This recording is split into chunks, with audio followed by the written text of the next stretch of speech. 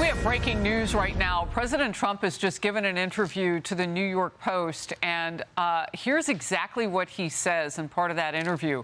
We are loading up the ships with the best ammunition, the best weapons ever made, even better than what we did previously, and we blew them apart. Now, all of this is activity remains constrained in that critical oil ship flow and waterway.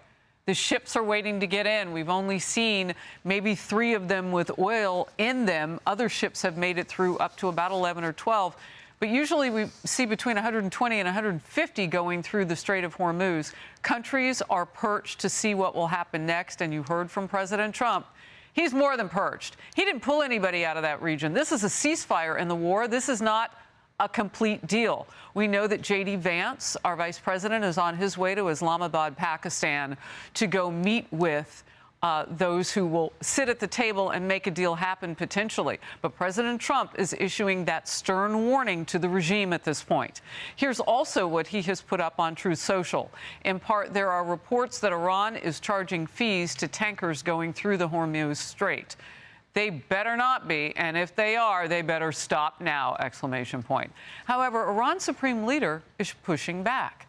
Well, you know, the son, Muqtada, who nobody's actually ever verified if he's alive and if he's moving around and all that, since his relatives were all killed, including his Ayatollah father. But anyway, he's quoted to have said, "We are entering a new era with the management of the Strait of Hormuz.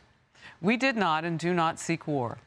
But we will not give up our rightful rights in any way, and for this we consider all the fronts of resistance as one." I wonder what he means by that, all the fronts. He's hitting his neighbors, so he doesn't have any friends. Meanwhile, Vice President Vance is expressing optimism ahead of tomorrow's talks. Looking forward to the negotiation. I think it's going to be positive. We'll, of course, see, as the President of the United States said, if the Iranians are willing to negotiate in good faith, we're certainly willing to extend the open hand. If they're going to try to play us, then they're going to find that the negotiating team is not that receptive. So we're going to try to have a positive negotiation. The President has gave us some pretty clear guidelines, and we're going to see. Joy Jones, warrior on the couch here. The nature of this war is that we're in a 3-day-old ceasefire that doesn't look very ceasefire-y on the Iran side. No, and this probably was expected. I think this more than anything, there's a thing called tyranny of distance when it comes to planning war. And so the further you are away from your resupply, your beans and bullets and all of that, the harder a sustained effort is. And then you start this war, you're ahead of schedule, and then you realize, okay, all these contingencies for resupply, stopping the fuel, those are falling apart because of European countries afraid to be involved. Okay, now we need to reorient our compass and plan for this. I think it was the Ford we've lost already. So some of these assets that were there in the buildup are leaving. New troops are coming in. I don't think we've seen the end of the bombing campaign. Hopefully we've seen the end of what we call war. We've seen the end of our folks being in tremendous amount of harm's way. But at the end of the day, I mean, go back as far as you want. It's much easier to defend territory than it is to take it. It's much easier to Vietnam, Afghanistan, just in our lifetime. It's just much easier. It's much harder to eliminate threats in Iran than it would be if Iran were trying to attack somewhere else. When you have the defensive position, you don't have to expend all your ammo. You don't have to have more people. And so people talk about, oh, they shot down one of our planes. I thought that we had air superiority. Well, we do, because they're not flying planes. They're not bombing us. What we don't have is the ability to not know that they can do what the Mujahideen did to the Russians. They took cheap shoulder-fired rockets and took enough MiGs and helicopters down that the Russians said, hey, this costs more money than we want to spend on it. We're going to back on out of here. That is such a great example, too. And just think of how much kinetic activity had happened in Afghanistan, for instance, before we even got involved, right? And they had faced so much, and still we couldn't do it. And I think what we're seeing right now is that you can't just military your way to a victory. And we've seen over the last 40 years, you can't just diplomacy your way to a victory. It's up to President Trump and his team to learn how to use those two levers together to get to what they consider a victory. And as was outlined a week into the war, the victory was supposed to be, the goals were destroy their Navy, destroy their Air Force, destroy their ability to produce and fire missiles, and take away their ability to go nuclear. So as far as I'm concerned, those are still the four elements of victory. The Strait of Hormuz is not in there. No, but it's become something that, Rebecca, obviously Iran knows it can use that leverage, because why? Right. Why? Because they're right there. Actually, the waterway doesn't belong to them. It's along their country. No, it's international. It belongs to all of us and belongs to nobody specifically. And so it's intolerable for the United States' perspective that Iran is going to claim that it can control the Strait of Hormuz. And remember, if Iran is controlling the Strait of Hormuz, that means China is, because China is the biggest backer and gets 90% of Iranian oil goes to China. The other thing I think it's really important, what Joey said is, I think all of this negotiation right now, Vice President Vance going to Pakistan, all he really needs to consider this a success, I think, is to get them to say they're not going to fire into the strait. That's the immediate problem. And I think we're going to then see an international force there escort some oil through the strait. NATO will get involved? I think they're going to see Europe. I think the Europeans are willing to do it if there's not open hostilities. And so they need to have the confidence that they can do that.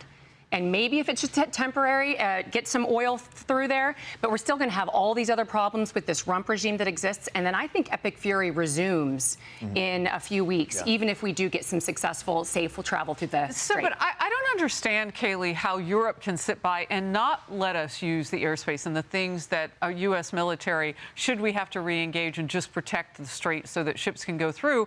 I mean, but they want to benefit from that protection in the strait. So they might take a part via NATO, and Ruta was just here, and so maybe those conversations are happening, the Secretary General of NATO. But they don't want to support what got us to the point where we could keep them from developing nukes. It's absolutely absurd, and that's why cameras weren't allowed in that room. Rutte and Trump do get along. Typically, there are cameras there, and we see this relationship, but we didn't see it because a hard conversation took place. And I've been in the room with President Trump as he's met with foreign countries and had those hard conversations, and believe me, they look very differently behind the scenes than they look like in front of the cameras, and that's where he gets his leverage. International diplomacy is messy. It's not going to be a clean process. There's a back and forth that takes place, and an added element when you're dealing with a terrorist regime like Iran that cannot be trusted. But I will say this, the negotiators in the room, I've been there with Jared Kushner. He knows what he's doing. He's whip smart. Steve Witkoff, they are responsible for the hostages being released, the Gaza ceasefire. J.D. Vance is a key voice in this. And ultimately, President Trump, the closer who has solved 8 conflicts. This is a hard problem to solve. It has bedeviled every president over the last 47 years.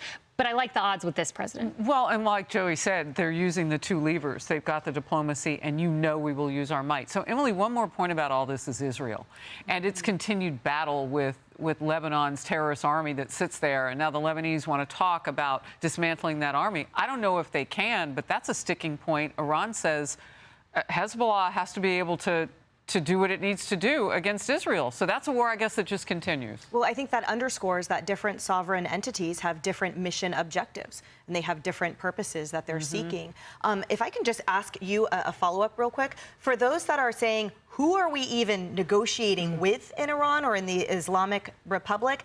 And secondly, how does that impact all of the proxies that were the source of so much death and destruction? Is it our Gulf allies that we can rely upon to help manage? Well, I think that this is a great question, Emily. And one of the things that the U.S. destroyed is command and control. It's the ability of the leaders to be able to communicate to the people in the field. And so that is a problem. And President Trump has said as much. But we do need to get whoever is going to be talking to J.D. Vance needs to say, we are going to call off attacks. There will be no attacks in the Strait of Hormuz. But it is a rump regime. We've taken out over 1,000 IRGC and besieged leaders. So we really have taken out the top leadership in the regime. It's really just a rump regime flailing at this point. Well, look, last hour we heard with a statement directly from the White House during the Faulkner Focus who would be sitting at the table on our side, Witkoff, Kushner, and Vice President Vance. We still, as your point, we don't know who's on the other side of the table. This is breaking just now from the President of the United States on Truth Social. Quote, the Iranians don't seem to realize they have no cards other than a short-term extortion of the world by using international waterways. The only reason they are alive today is to negotiate. Quick response to that, Kayleigh. Yeah, he's clearly showing that he is willing to use hard power. And that is what makes this president different. You look at Joe Biden before him, soft power. What Iran saw was an unfortunate withdrawal from Afghanistan that was disastrous. What they see when they look at this president is someone who's saying, hard power is not off the table here. I'm willing to use it, and I'm using it for leverage now. And as you pointed out, we're reinforcing that by pulling out what we need and putting back what we need. So Yeah, we haven't left. Yeah, I don't see anything saying that we're not going to continue Epic Fury. Hey everyone, I'm Emily Campagno. Catch me and my co-hosts Harris Faulkner and Kaylee McEnany on Outnumbered every weekday at 12 p.m. Eastern, or set your DVR. Also, don't forget to subscribe to the Fox News YouTube page for daily highlights.